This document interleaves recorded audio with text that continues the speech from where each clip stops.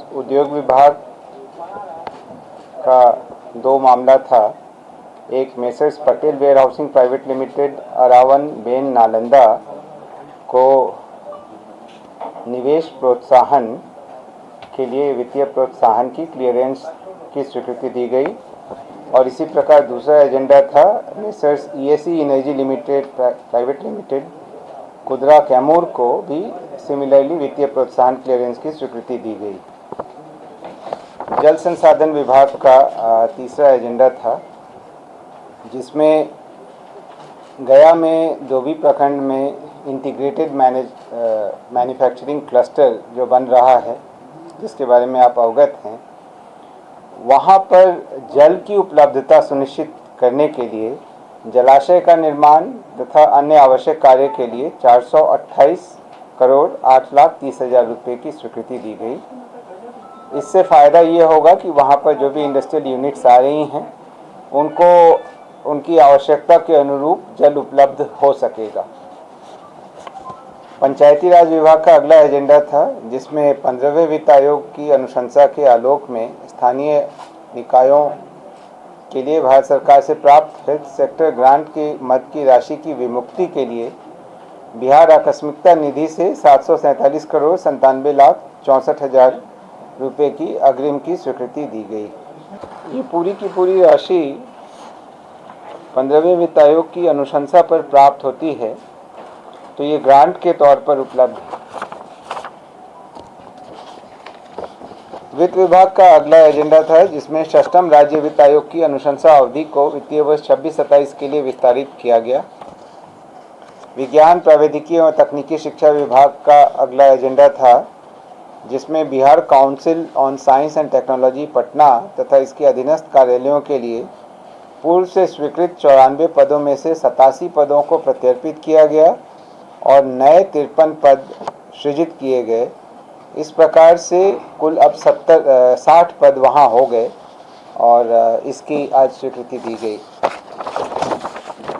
विज्ञान प्रौद्योगिकी और तकनीकी शिक्षा विभाग का ही अगला एजेंडा था, जिसमें विज्ञान प्रौद्योगिकी और तकनीकी शिक्षा विभाग एवं उसके अधीनस्थ संस्थानों में तकनीकी एवं विशेषज्ञ सेवाओं के लिए यंग प्रोफेशनल्स के चयन संबंधी पॉलिसी 2026 की स्वीकृति दी गई।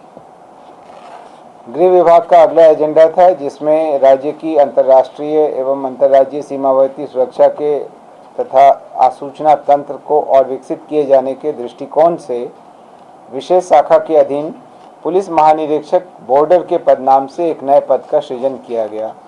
आप अवगत हैं कि नेपाल के साथ बिहार की सीमा काफ़ी लंबी है और इन बातों को मद्देनज़र रखते हुए संस्थागत व्यवस्था के लिए इस पद का सृजन किया गया है। अगले 3 एजेंडा राजस्व एवं भूमि सुधार विभाग के थे, जिसमें अरवल, औरंगाबाद एवं सहरसा जिले में खेल के लिए स्पोर्ट्स कॉम्प्लेक्स निर्माण तथा आउटडोर स्टेडियम के निर्माण के लिए भूमि की हस्तांतरण की स्वीकृति दी गई है।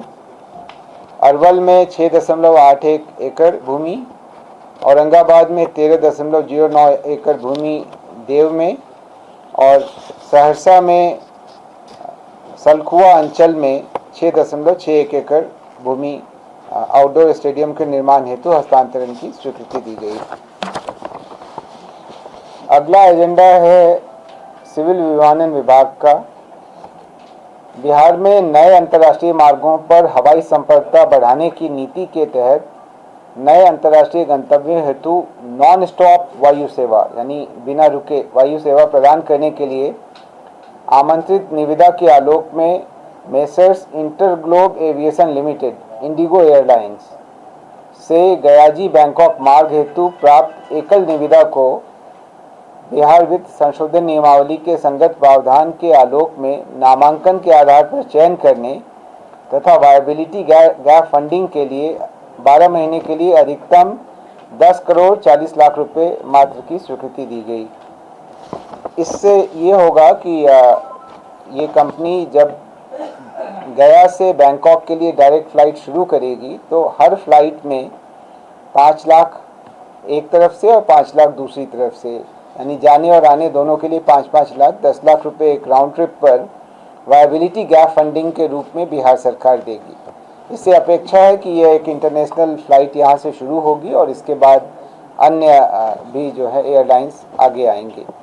गृह विभाग का अगला एजेंडा था, जिसमें वामपंथी उग्रवादियों का सफल निरोध एवं नियंत्रण हेतु सृजित विशेष कार्यबल में विशिष्ट दक्षता प्राप्त एवं आसूचना संग्रहण इत्यादि में कौशल तथा पूर्वानुभव के आधार पर चिन्हित 50 दक्ष पुलिसकर्मियों को अधिकतम 15 वर्षों तक प्रतिनियुक्ति पर रखे जाने हेतु पुलिस महानिदेशक को शक्ति दी गई है। पूर्व में यह 10 वर्षों तक था। वर्तमान में अभी आप अवगत हैं कि वामपंथी उग्रवाद लगभग समाप्त हो गया है, लेकिन हमें उन जगहों पर अभी विशेष सतर्कता बनाए रखनी है। इसी के मद्देनज़र यह निर्णय लिया गया है।